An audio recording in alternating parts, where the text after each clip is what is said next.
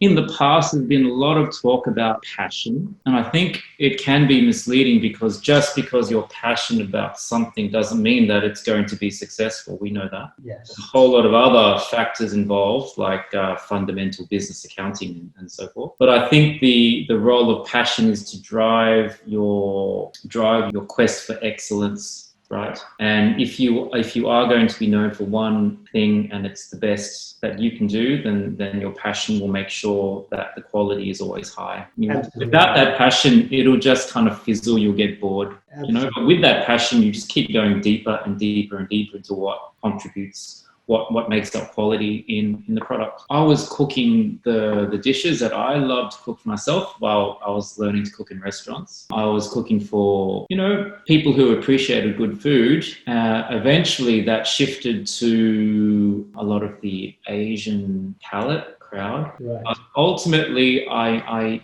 never then turned and said, I'm going to cook for them and to their likings. I created them according to my palate. That's correct. And if they liked it, then they would come. Absolutely. But I think a lot of, there's a big danger when you do get like a market that starts to take over what you're doing, that you start to pander to them, and you can kind of lose your soul that way.